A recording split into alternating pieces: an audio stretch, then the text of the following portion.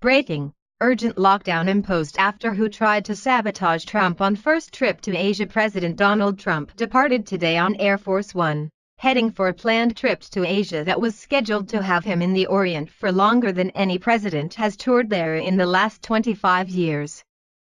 Seemingly knowing what his plans entailed, an all too familiar sight showed up to take advantage of a presumed lack of security, with the POTUS and his family not at the West Wing, but preparing for their eventual return. That was an overassumption, as the People's House and the President's residence went on lockdown for necessary protection against the clear and present threat discovered feet from the front door.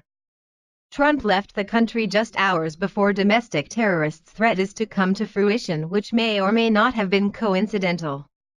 Shortly after Air Force One took off, security at the White House went on immediate alert after what was discovered on the grounds.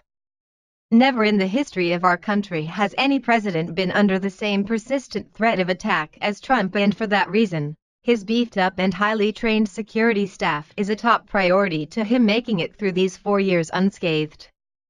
The White House grounds were briefly locked down Friday during the arrest of one person who falsely claimed to have dropped explosives near the complex, the Secret Service said, according to USA Today. Irvin Pettaway, 33, of Washington, D.C., was charged with 1 count of felony threats. He allegedly made the claim just before 9:30 a.m. to a uniformed Secret Service officer on patrol across from the north fence line of the White House, the agency reported. The incident occurred near the time President Trump was departing for a 12-day trip to Asia, the source explained. Pettaway did not gain access to the White House grounds, the agency said. The incident prompted officers to clear all pedestrian and vehicular traffic from the area while dog teams and other units swept the scene. Despite the intruder's claim, no explosives were found, and once this fact was determined, the lockdown was lifted at approximately 10:23 a.m. local time.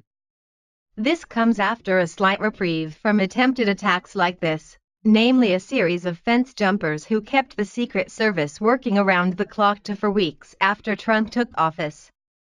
This is in addition to a trend of suspicious packages left behind on the White House grounds. All of these incidents are too frequent to be ignored, and shows that there's not only a number of psychopaths willing to take down our president, but seems to suggest that there are a lot of people testing the limits and capabilities of access at an alarming rate. There have been more fence jumpers in 10 months of Trump's administration than in 8 years of Barack Obama's.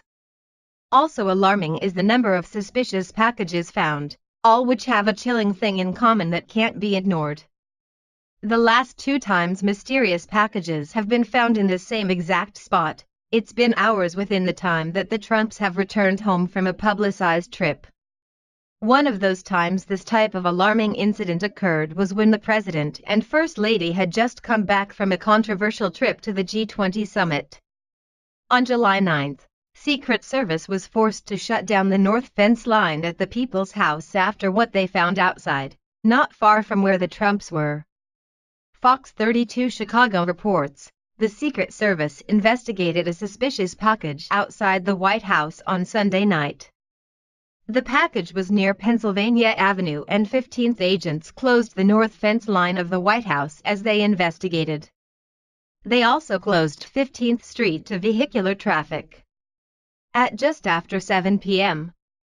Eastern Time on that Sunday, law enforcement personnel were still on the scene investigating the package to determine what it was and if it was a threat, the Secret Service alerted in a tweet at the time.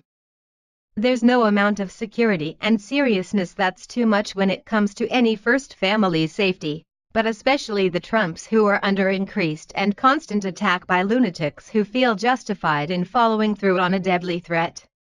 It also came to light within the last 48 hours that the Secret Service is out of cash and unable to adequately staff President Trump and his family.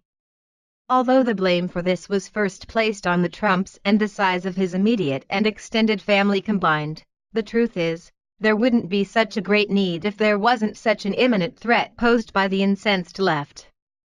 That threat is clear, present, and very real, and there are many, unfortunately, out there who are so disillusioned by the Democrat Party that they are willing and hoping to go out as a martyr for the cause. There have never been so many security breaches at the White House as there have been while the Trumps have lived there.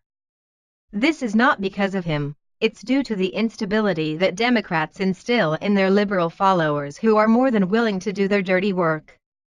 It began with a series of fence jumpers, a trend which seems to have gotten under control recently by Secret Service. Now, there are countless mystery packages found on the property. One can't help but wonder if all of these failed attempts are test runs for a bigger event that homegrown terrorists or others are preparing for to see what they could successfully get away with.